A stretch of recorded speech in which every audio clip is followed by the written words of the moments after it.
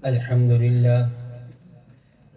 لله الذي حرم على الأرض أن تأكل أجساد الأنبياء، والصلاة والسلام على من رأى موسى في القبر يصلي قائما، وعلى آله وأصحابه وأتباعه من المفسرين والمحدثين والمتكلمين والفقهاء الذين أجمعوا على حياة الأنبياء بعد وفاة الأنبياء.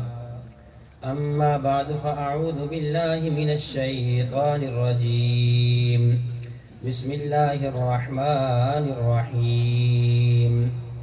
ولا تقولوا لمن يقتل في سبيل الله أموات بل أحياء ولكن لا تشعرون. عن أنس بن مالك رضي الله تعالى عنه قال: قال رسول الله صلى الله عليه وسلم: الأنبياء أحياء في قبورهم يصلون. اللهم صل على سيدنا ومولانا محمد وبارك وسلم عليه. خم جس کی فضیلت پہ دو عالم کی جبیں ہے، خم جس کی فضیلت پہ دو عالم کی جبیں ہے، سیدگاہ کونین وہ طیبہ کی زمین ہے. یہ دنیا کا عقیدہ ہے اور اپنا بھی یقین ہے کہ جو شے ہے مدینہ میں وہ کہیں اور نہیں ہے. یہ ارض مقدس ہے، یہ طیبہ کی زمین ہے. یہ ارض مقدس ہے، یہ طیبہ کی زمین ہے. جنت بھی یہی ہے، ساکن جنت بھی یہی ہے. اے خاک مدینہ تیرے اعجاز کا صدقہ، اے خاک مدینہ تیرے اعجاز کا صدقہ، کہ جو ہے عرش نشیں وہ فرش نشیں ہے.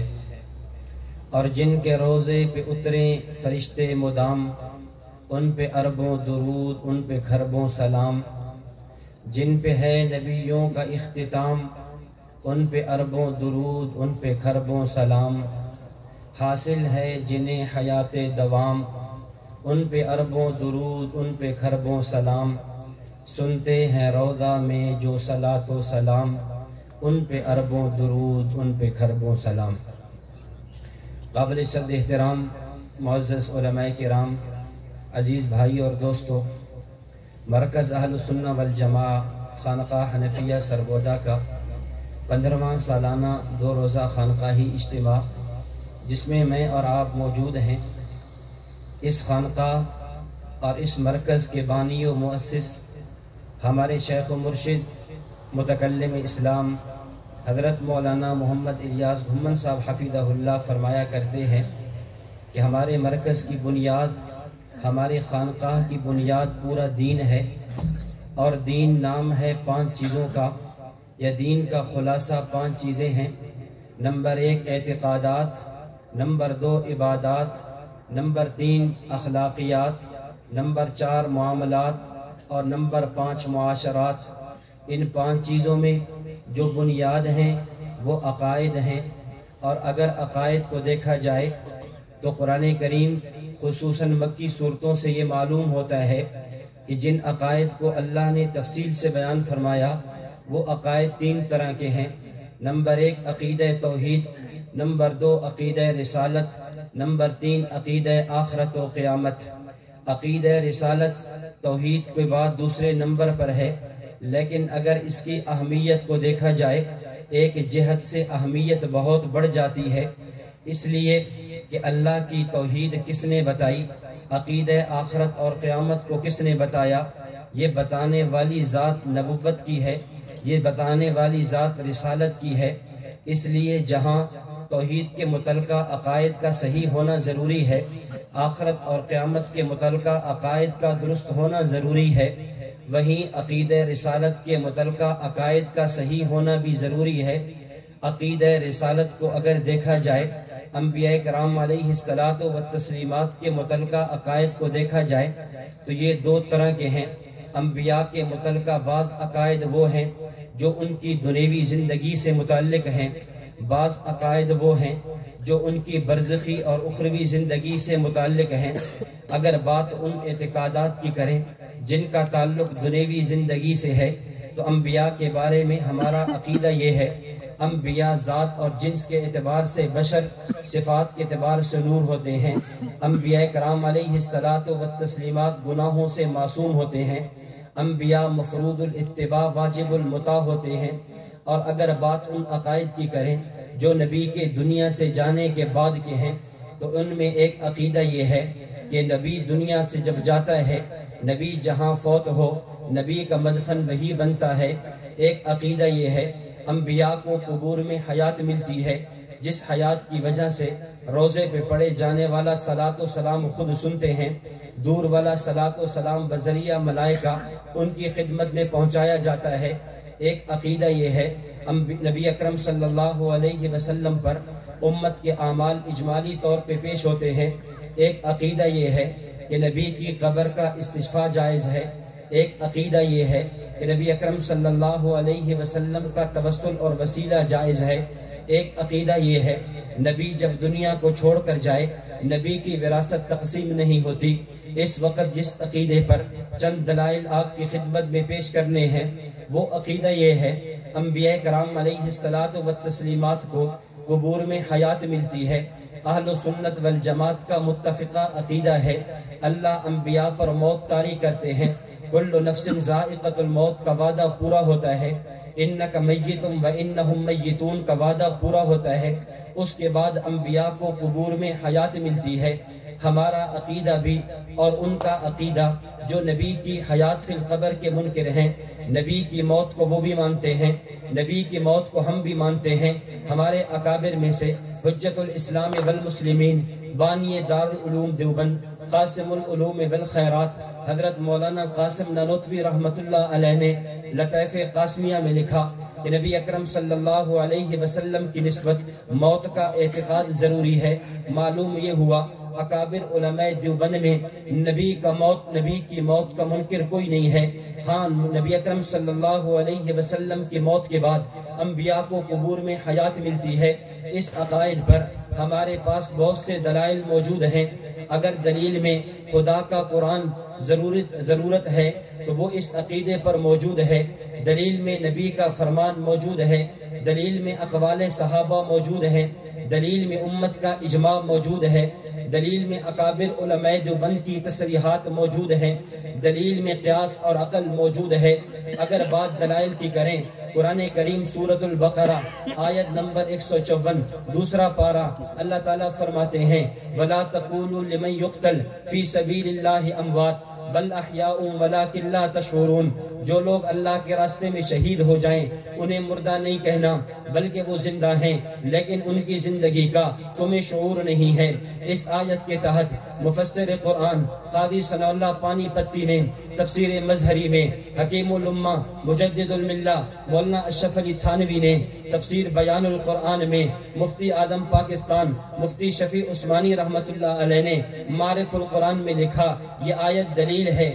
جہاں شہداء کی حیات کی یہ آیت دلیل ہے، وہیں یہ آیت اس بات کی بھی دلیل ہے انبیاء کرام علیہ الصلاۃ والتسلیمات اپنی قبور میں زندہ ہیں۔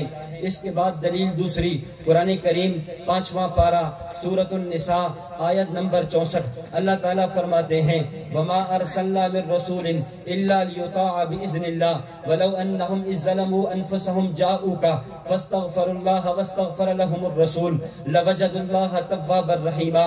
اس آیت میں اللہ نے دو حکم دیے ہیں۔ نمبر 1 نبی کی بعثت کا مقصد کیا ہے، نمبر 2 نبی کے بعثت کے مقصد میں اگر کوتاہی ہو جائے اس کی تلافی کی صورت کیا ہے۔ نبی کی بعثت کا مقصد لیطاع باذن اللہ ہے، نبی کی اطاعت کی جائے۔ اگر نبی کی بعثت کے مقصد میں تلافی، کوتاہی، قصور اور کمی ہو جائے پھر اس کی صورت یہ ہے وَلَوْ أَنَّهُمْ إِذْ ظَلَمُوا أَنفُسَهُمْ جَاءُوكَ، اگر یہ لوگ گناہوں کے ذریعے اپنی جانوں پر ظلم کر بیٹھیں، جاؤکا یا رسول اللہ آپ کی خدمت میں آئیں، فاستغفر اللہ اللہ سے اپنے گناہوں کی معافی مانگیں. واستغفر لهم الرسول، رسول بھی ان کے لیے سفارش کرے، اللہ ان کی توبہ کو قبول کریں گے. چنانچہ مفسرین نے اس آیت کو جہاں حیات النبی کی دلیل بنایا ہے، وہیں اس آیت کو استشفاء عند قبر النبی کی دلیل بھی بنایا ہے. استشفاء کا مطلب یہ ہے، آج روضہ رسول پہ کوئی آدمی چلا جائے اور وہاں جا کر اللہ سے اپنے گناہوں کی معافی مانگے، نبی کو سفارشی بنائے، اللہ اس کی توبہ کو قبول کریں گے. چنانچہ محتاط مفسرین میں سے تفسیر علامہ ابن کثیر دمشقی شافی رحمت اللہ علیہ نے تفسیر ابن کثیر میں، علامہ جلال الدین سیوطی نے تفسیر در منصور میں، مفتی شفیع عثمانی رحمت اللہ علیہ نے تفسیر معرف القرآن میں، ملا علی قاری رحمت اللہ علیہ نے کتاب المناسک میں ایک واقعہ نقل کیا ہے. حضرت قطبی رحمہ اللہ کہتے ہیں، کنت جالسا عند قبر النبی صلی اللہ علیہ وسلم، میں اللہ کے نبی کی قبر کے پاس موجود تھا، میں دیکھتا کیا ہوں، فجاء اعرابی، ایک دیہاتی آیا، قبر پہ رونے لگا اور اس نے آ کر یہی آیت مبارکہ تلاوت کی. تلاوت کرنے کے بعد کہنے لگا، جئتک مستغفرا لذنبی مستشفعا بک الی ربی، یا رسول اللہ میں آیا ہوں اللہ سے اپنے گناہوں کی معافی مانگتا ہوں، آپ کو اپنا سفارشی اور حمایتی بناتا ہوں. یا اللہ، یا رسول اللہ آپ میرے لیے سفارش کریں، اللہ میرے گناہوں کو معاف کر دے. اس کے بعد اس آنے والے دیہاتی نے یہ اشعار پڑھے، یا خیر من دفنت فی التراب اعظمہ فطاب من طیبہن القاع والاکم، نفس الفداء لقبر انت ساکنہ فیہ العفاف وفیہ الجود والکرم، وصاحباک لا انساہما ابدا من السلام علیکم ما جر القلم. حضرت تھانوی نے نشر الطیب میں ایک شعر کا اضافہ بھی کیا، انت الشفیع الذی ترجا شفاعتہ علی الصراط اذا ما ذلت القدم. یہ اشعار پڑھنے کے بعد وہ آنے والا دیہاتی روتا ہوا روضہ اطہر کو چھوڑ کر چلا گیا. حضرت عتبی کہتے ہیں، میں قبر پہ موجود تھا، مجھے نیند آ گئی، فرأیت النبی صلی اللہ علیہ وسلم فی المنام، میں خواب میں نبی اکرم صلی اللہ علیہ وسلم کو دیکھتا ہوں. اللہ کے نبی فرماتے ہیں، یا عتبی الحق الاعرابی فبشرہ ان اللہ قد غفر لا، اے عتبی اس آنے والے دیہاتی کو خوشخبری اور بشارت سنا دیجئے کہ اللہ نے آپ کے گناہوں کو معاف فرما دیا ہے. چنانچہ مفسرین نے جو اس آیت کو استشفاء کی دلیل بنایا، وہیں اس آیت کو حیات النبی فی القبر کی دلیل بنایا ہے. علامہ ظفر احمد عثمانی رحمت اللہ علیہ نے اعلاء السنن میں لکھا، فثبت هذه الآية ان هذا الحكم باق بعد وفاته صلی اللہ علیہ وسلم. یہ آیت اس بات کی دلیل ہے جس طرح نبی کی زندگی میں استشفاء جائز تھا، نبی کے دنیا کے جانے کے بعد بھی آپ کی قبر پر استشفاء جائز ہے. تیسری دلیل قرآن کریم سورۃ الانفال آیت نمبر 33، اللہ تعالیٰ فرماتے ہیں، وما کان اللہ لیعذبہم وانت فیہم. اس آیت کے تحت مفتی اعظم پاکستان مفتی شفیع عثمانی رحمت اللہ علیہ لکھتے ہیں، یہ آیت مبارکہ جہاں عقیدہ ختم نبوت کی دلیل ہے، وہیں یہ آیت مبارکہ نبوت کی حیات فی القبر کی بھی دلیل ہے.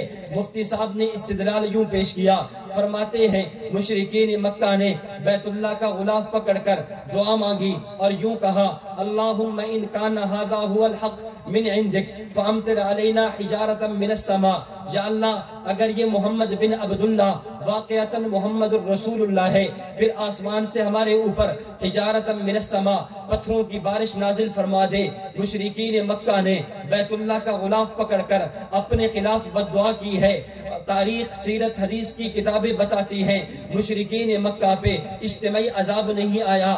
تو سوال پیدا ہو سکتا تھا کہ مشرکین مکہ یہ کہہ سکتے تھے ہم سچے تھے، ہم نے تو غلاف پکڑ کر دعائیں مانگی تھی، ہمارے اوپر عذاب نہیں آیا. اللہ نے اس آیت میں جواب دیا، وما کان اللہ لیعذبہم وانت فیہم. اے میرے محبوب، مشرکین مکہ کے کرتوت تو ایسے ہیں، مشرکین مکہ کا شرک تو ایسا ہے، ان پہ عذاب آ جاتا، لیکن عذاب آیا کیوں نہیں؟ اس کی وجہ یہ ہے وانت فیہم، آپ ان میں موجود ہیں. مفتی صاحب نے ایک ضابطہ لکھا، ضابطہ یہ ہے، اللہ کی سنت یہ ہے، اللہ کی عادت مبارکہ یہ ہے، نبی جب تک دائرہ نبوت میں موجود ہو اللہ قوم پر عذاب نہیں بھیجتے. نبی اگر اللہ نے قوم پر عذاب بھیجنا ہو نبی کو دائرہ نبوت سے نکالتے ہیں، نبی دائرہ نبوت چھوڑتا ہے، قوم پہ عذاب آ جاتا ہے. حضرت لوط علیہ السلام کی قوم پر اللہ نے عذاب بھیجنے کا ارادہ فرمایا، پہلے حکم دیا فَأَسْرِ بِأَهْلِكَ بِقِطْعٍ مِّنَ اللَّيْلِ وَاتَّبِعْ أَدْبَارَهُمْ، اے لوط اپنی قوم کو، ایمان والوں کو یہاں سے لے کر چلے جائیں۔ لوط علیہ السلام نے دائرہ نبوت چھوڑا ہے، اللہ نے عذاب کا کوڑا برسایا ہے۔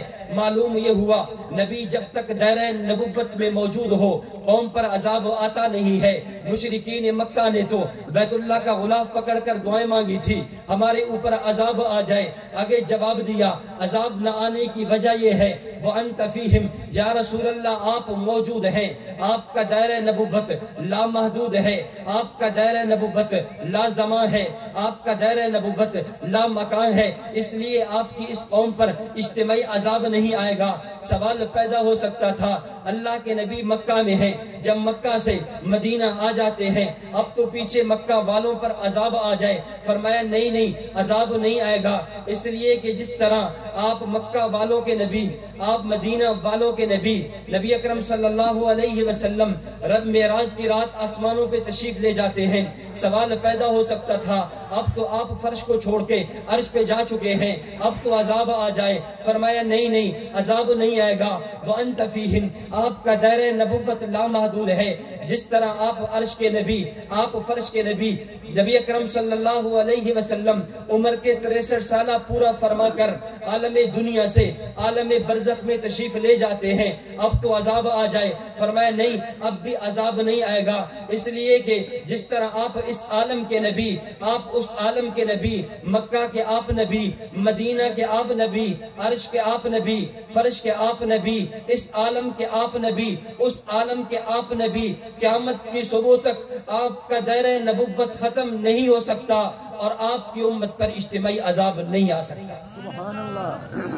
تو یہ آیت مبارکہ جہاں عقیدہ ختم نبوت کی دلیل، وہیں یہ آیت نبی اکرم صلی اللہ علیہ وسلم کی حیات فی القبر کی بھی دلیل ہے۔ قرآن کریم کے بعد اگر احادیث مبارکہ کا مطالعہ کریں یہ بات واضح ہو جاتی ہے کہ اس عقیدہ کو نبی اکرم صلی اللہ علیہ وسلم کی احادیث میں بیان کیا گیا ہے۔ مسند ابی یعلا کی روایت ہے، اللہ کے نبی نے فرمایا الانبیاء احیاء فی قبورہم یصلون، انبیاء قبور میں زندہ ہیں، ان کو حیات ملتی ہے۔ صحیح مسلم میں انس بن مالک رضی اللہ تعالیٰ عنہ سے روایت موجود ہے، اللہ کے نبی نے فرمایا مررت علی موسیٰ لیلۃ اسری بی عند الکثیب الاحمر وہو قائم یصلی فی قبری، میرا گزر موسیٰ علیہ السلام کی قبر پہ ہوا، میں نے موسیٰ علیہ السلام کو قبر میں نماز پڑھتے دیکھا۔ یہ آیت، یہ حدیث دلیل انبیاء قبور میں زندہ۔ ممکن ہے کوئی آدمی اس حدیث کی بنیاد پر مغالطہ دینے کی کوشش کرے اور یہ کہے یہ تو معجزہ ہے، معجزات سے استدلال نہیں ہوتا۔ تو یاد رکھنا یہاں دو باتیں الگ الگ ہیں، ایک موسیٰ علیہ السلام کا قبر میں نماز پڑھنا ہے، ایک نبوت کا موسیٰ کو علیہ السلام کو دیکھنا ہے۔ ہمارا استدلال نبوت کے دیکھنے سے نہیں، موسیٰ علیہ السلام کے قبر میں نماز پڑھنے سے ہے۔ نبوت کا دیکھنا یہ تو معجزہ ہے، موسیٰ علیہ السلام کا قبر میں نماز پڑھنا یہ عادت ہے۔ نبی کی حیات پر دلیل من صلی علیہ عند قبری سمیتہ ومن صلی علیہ نائیا ابلغتہ ہے، فرمایا جو میری قبر پہ درود پڑے گا میں خود سنوں گا، جو دور سے پڑے گا بذریعہ ملائکہ میری خدمت میں پہنچایا جائے گا۔ یہ وہ حدیث ہے جس کو مولانا حسین علی الوانی رئیس المفسرین نے اپنی کتاب تحریرات حدیث میں نقل کیا ہے۔ یہ وہ حدیث مبارک ہے جس کو لوگ موضوع اور ضعیف کہتے تھکتے نہیں، حالانکہ ان کی جماعت کے عالم شیخ القرآن مولانا غلام اللہ خان نے جب حضر و چھچ کے اندر مناظرہ ہونے لگا میاں عبدالحق نامی بریلوی سے، اس وقت عقیدہ حاضر ناظر پر مولانا غلام اللہ خان نے اس حدیث کو پیش کیا تھا۔ اگر یہ حدیث ضعیف ہوتی بقول تمہارے، اگر حدیث موضوع ہوتی، شیخ القرآن عقیدے کے باب میں اس حدیث کو پیش نہ کرتے۔ ارے عقیدے کے باب میں تو ضعیف روایت کو بھی نہیں پیش کیا جا سکتا، چہ جائے کہ موضوع روایت کو پیش کیا جائے۔ شیخ القرآن کا اس مناظرے میں اس روایت کو پیش کرنا، مولانا حسین علی الوانی کا اپنی کتاب میں یہ روایت نقل کرنا اس بات کی دلیل ہے یہ روایت صحیح ہے۔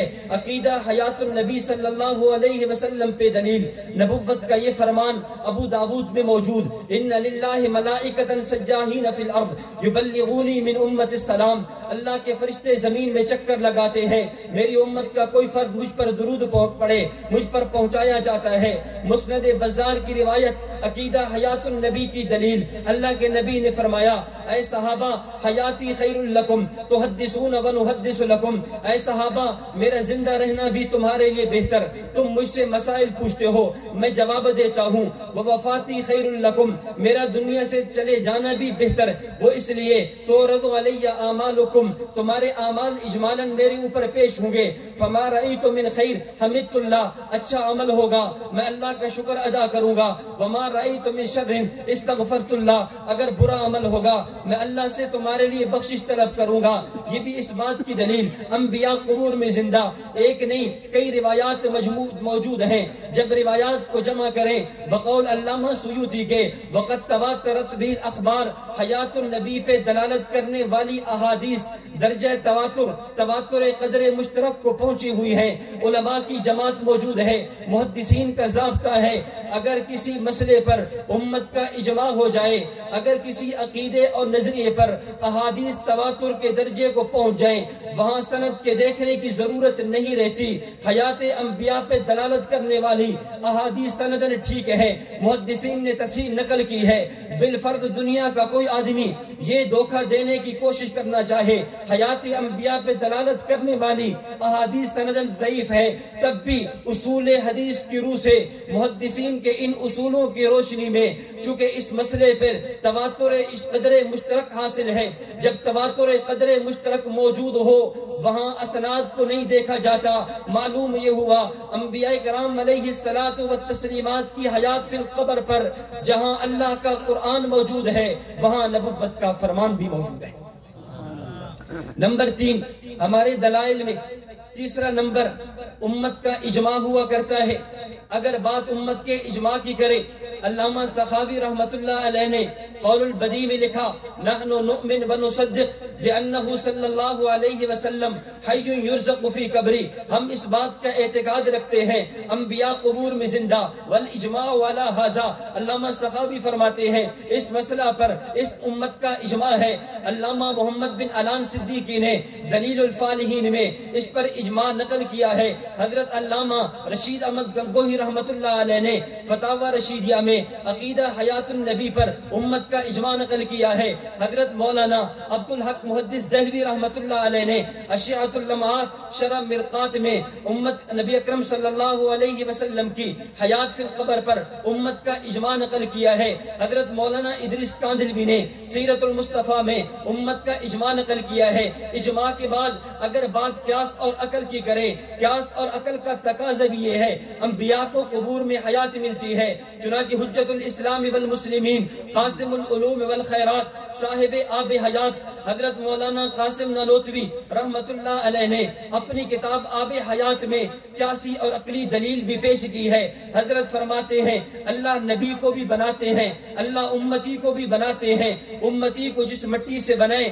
اسے زمینی مٹی کہتے ہیں، نبی کو جس مٹی سے بنائے اسے جنت کی مٹی کہتے ہیں، اور جنت کی مٹی کا خاصہ حیات ہے، جنت میں حیات ہے موت نہیں۔ صحیح مسلم کی روایت ابو سعید خدری رضی اللہ تعالیٰ عنہ کے مطابق اہل جنت جنت میں جائیں گے، ینادی منادن اعلان کرنے والا اعلان کرے گا یا اہل الجنہ ان لکم ان تحیوا فلا تموتوا ابدا، اے جنتیوں تم نے ہمیشہ ہمیشہ زندہ رہنا ہے، اب تمہارے اوپر موت نہیں آئے گی۔ پتہ چلا جنت میں حیات ہی حیات ہے، جنت میں وفات نہیں۔ حضرت نانوتوی فرماتے ہیں نبی کا وجود جنت کی مٹی سے بنتا ہے، جنت کی مٹی کا خاصہ حیات ہے۔ دنیا کا ضابطہ یہ ہے جو جس چیز کا خاصہ ہو کسی عارض کی وجہ سے کچھ وقت کے لیے وہ چھپ تو سکتا ہے، ختم نہیں ہو سکتا۔ حضرت نانوتوی کا جملہ جو آب حیات میں موجود ہے، حضرت فرماتے ہیں موت نبوت ساتر حیات ہے، مزیل حیات نہیں۔ نبی کا پر آنے والی موت نبی کی حیات کو چھپا تو سکتی ہے، نبی کی حیات کو بالکل یا ختم نہیں کر سکتی۔ حضرت نانوتوی نے اس پر مثال پیش کی ہے، فرمایا چراغ دیکھیں لالٹین دیکھیں، یا موجودہ زمانے میں موبائل کی مثال لے لیجئے، آپ نے موبائل کو اندھیرے کمرے میں لائٹ جلائی، موبائل کی لائٹ روشن ہوئی، آپ نے اس لائٹ کو بند نہیں کیا، ایک کپ یا گلاس لیا، وہ لائٹ کے اوپر رکھ دیا، اس کے رکھنے سے لائٹ کی روشنی ختم نہیں ہوئی بلکہ اندر سمٹ گئی ہے، سکڑ گئی ہے، بند ہو گئی ہے، بالکل یہ ختم نہیں ہوئی۔ جیسا آپ نے گلاس اٹھایا، یہ پیالہ اٹھایا، یہ لائٹ کی روشنی واپس آ گئی ہے۔ تم بتائیے چلا جو جس چیز کی خصوصیت ہو وہ کسی عارض کی وجہ سے چھپ تو سکتی ہے، بالکل یہ ختم نہیں ہو سکتی۔ حضرت نانوتوی فرماتے ہیں اس سے پتہ یہ چلا نبی کا وجود جنتی مٹی والا، جنتی مٹی کا خاصا حیات ہے، حیات ایک دنیا کے عارض کی وجہ سے کچھ وقت کے لیے چھپی تو ہے لیکن ختم نہیں ہوئی۔ نبی پر موت آئی، موت آنے کے بعد پھر حیات ملی ہے، اور یہ ایسی حیات بل یستمر حیا، اب یہ حیات ہی حیات رہے گی، اب قبر میں موت نہیں ہوگی۔ نبی اکرم صلی اللہ علیہ وسلم کی حیات فی القبر پر ہمارے پاس اکابر علماء دیوبند کی تحریرات موجود ہیں، اکابر علماء دیوبند کی کتابیں، وہ لوگ جو اپنے آپ کو دیوبندی کہلاتے ہیں، اگر وہ اس بات کو دیکھ لیں علماء دیوبند کے فتاوی، علماء دیوبند کی کتابیں کیا کہتی ہیں۔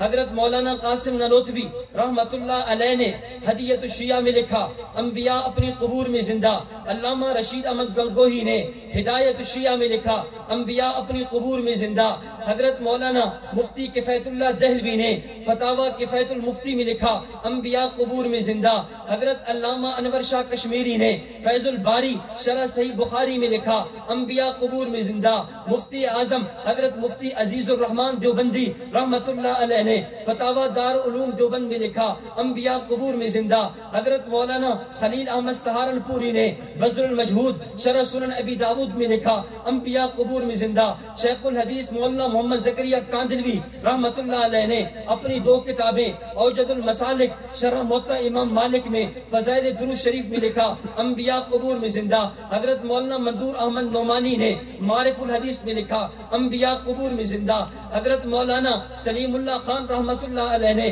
کشف الباری شرح صحیح بخاری میں لکھا انبیاء قبور میں زندہ، حضرت مولانا شیخ الاسلام مفتی محمد تقی عثمانی حفظہ اللہ نے تکملہ فتح الملہم میں لکھا انبیاء قبور میں زندہ، استاد محترم متکلم اسلام مولانا محمد الیاس گھمن صاحب حفظہ اللہ نے فرقہ مماتیت کا تحقیقی جائزہ اپنی کتاب اسلامی عقائد میں العقائد الاسلامیہ میں لکھا انبیاء قبور میں زندہ۔ گویا حجت الاسلام والمسلمین مولانا نانوتوی سے لے کر متکلم اسلام مولانا الیاس گھمن صاحب تک، دار علوم دیوبند سے لے کر دارالعلوم کراچی تک، تمام اکابر علماء دیوبند ان کی تحریرات، ان کے فتاوی اس بات کی وضاحت کرتے ہیں کہ انبیاء کرام علیہ السلام اپنی قبور میں زندہ ہیں۔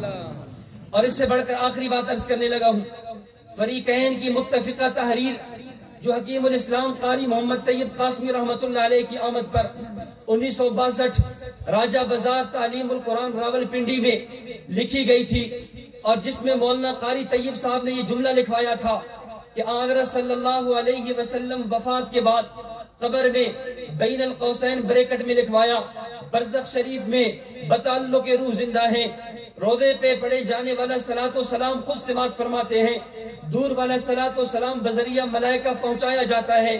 یہ وہ تحریر ہے جس پہ 4 علماء کے دستخط موجود ہیں، حکیم الاسلام قاری محمد طیب قاسمی رحمت اللہ علیہ نے دستخط کیے، حضرت مجاہد ختم نبوت مولانا محمد علی جالندری رحمت اللہ علیہ نے دستخط کیے، شیخ القرآن مولانا غلام اللہ خان صاحب نے دستخط کیے، مولانا نور محمد صاحب نے دستخط کیے۔ ان 4 علماء میں جن میں 2 عالم وہ ہیں جن کو منکرین حیات اپنا عالم سمجھتے ہیں، انہوں نے بھی اس تحریر پہ دستخط کیے۔ پتہ یہ چلا یہ عقیدہ ایسا متفقہ عقیدہ ہے، ایسا اجماعی عقیدہ ہے جس پہ تمہارے علماء بھی متفق کھڑے ہیں، تو حیات النبی صلی اللہ علیہ وسلم کا عقیدہ ایسا عقیدہ جس پہ اللہ کا قرآن موجود، ایسا عقیدہ جس پہ نبی کا فرمان موجود، ایسا عقیدہ جس پہ امت کا اجماع موجود، ایسا عقیدہ جس پہ قیاس اور عقل موجود، ایسا عقیدہ جس پہ اکابر علماء دیوبند کی تحریرات موجود، ایسا عقیدہ جس پہ فریقین کی متفقہ تحریر موجود ہے۔ اس لیے ہم ببانگے دہل کہتے ہیں حضرت استاد محترم کی محنت، حضرت استاد جی دامت برکاتہم العالیہ کی تحریرات اور حضرت استاد جی کے نے اس پر جو دلائل بیان کیے، انبیاء کرام علیہ الصلاۃ والتسلیمات کو قبور میں حیات ملتی ہے۔ لہذا یہ کہنا کہ یہ دیوبندیت کا عقیدہ نہیں، یہ امت سے انفرادی الگ عقیدہ ہے، ایسی بات نہیں، بلکہ 1400 سالہ تسلسل بتلاتا ہے کہ انبیاء کرام علیہ الصلاۃ والتسلیمات کو قبور میں حیات ملتی ہے۔ اس لیے آخر میں یہی کہوں گا، تغافل ان کی عادت ہے، مناجات میرا شیوا، تغافل ان کی عادت ہے، مناجات میرا شیوا، نہ وہ طرز ادا بدلے نہ میں رنگ دعا بدلا، زمانہ معترف ہے اب بھی ہماری استقامت کا، زمانہ معترف ہے اب بھی ہماری استقامت کا، نہ ہم سے قافلہ چھوٹا نہ ہم نے رہنما بدلا۔ وآخر دعوانا الحمدللہ رب العالمین۔